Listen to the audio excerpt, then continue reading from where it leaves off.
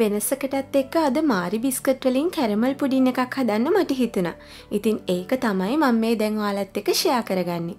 බලමු කොහොමද මේ පුඩින් එක හදන්නේ කියලා. අපි මුලින්ම මාරි බිස්කට් ටික බෝල් එකට දාගන්නවා. ඒකටම බිත්තර 3ක් දාගෙන පොඩ්ඩක් මේ විදිහට මික්ස් කරගෙන විනාඩි 3ක් වගේ තියලා තියන්න.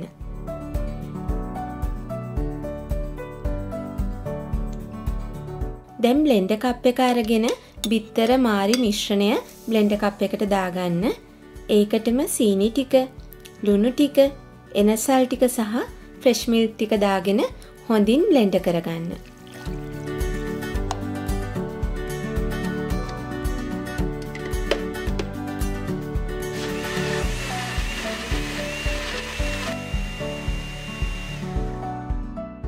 මෙන්න මේ විදියට බිස්කට් ටික හොඳට කුඩු වෙලා බ්ලෙන්ඩ් වෙලා තියෙන්න ඕනේ. දැන් මේ බ්ලෙන්ඩ් කරගත්ත මිශ්‍රණය පැත්තකින් තියලා කැරමල් එක හදාගමු. කැරමල් එක හදාගන්න සෝස් පෑන් එකක් හරි මේ වගේ හට්ටියක් හරි ලිපේ තියලා ඒකට සීනි ග්‍රෑම් 50ක් සහ වතුර මේස හැඳි 2ක් දාගන්න. දැන් මද ගින්දරේ හැඳි ගාගෙන සීනි ටික හොඳට කැරමල් කරගන්න.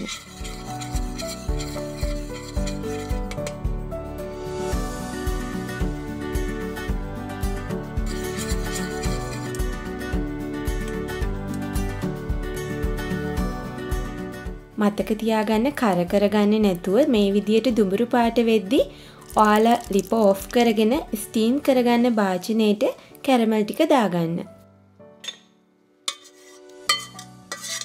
කැරමල් ටික භාජනයේට දාගෙන මේ විදියට චුට්ටක් කරකවලා වටේ හැමතැනටම ගෑවෙන විදියට කැරමල් ටික දාගන්න. දැන් විනාඩි 2ක් කැරමල් ටික හොඳට සෙට් වෙනකන් තියන්න අරින්න.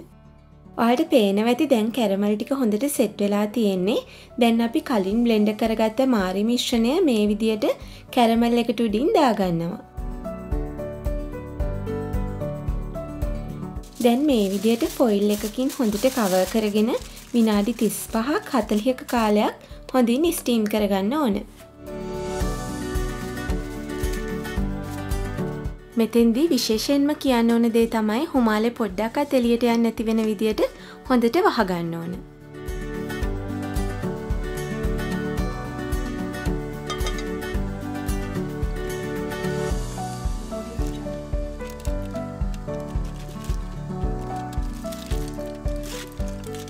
විනාඩි 35කට පස්සේ මේ බලන්න හොඳට පුඩින් එක සෙට් වෙලා තියෙන්නේ. ඔයාලා මේ විදිහට ටූත් පික් එකක් ගහලා බලන්න. ස්ටීම් වෙලා මදි වගේ නම් තව ටික වෙලාවක් ස්ටීම් කරගන්න.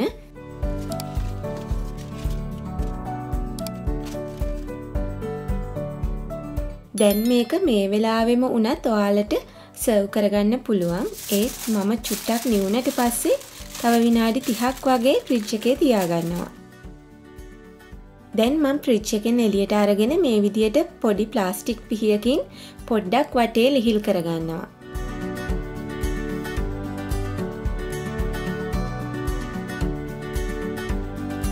ඊට පස්සේ මේ විදියට පිංගානක් තියලා පරිස්සමට අනිත් පැත්ත හරව ගන්නවා.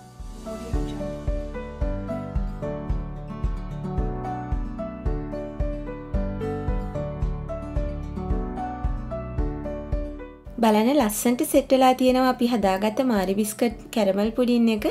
අපි බලමු කෑල්ලක් කපලා කොහොමද කියලා. බලන්න අපි කොච්චර ලේසියෙන් මාරි වලින් කැරමල් බිස්කට් පුඩින් එකක් හදාගත්තද කියලා. ඉතින් එහෙනම් ඔයාලත් මේක අනිවාර්යෙන් try කරන්න. මේක ඒ තරම්ම රසයි. ඒ වගේම තමයි ඉක්මනට අපිට හදාගන්නත් පුළුවන්.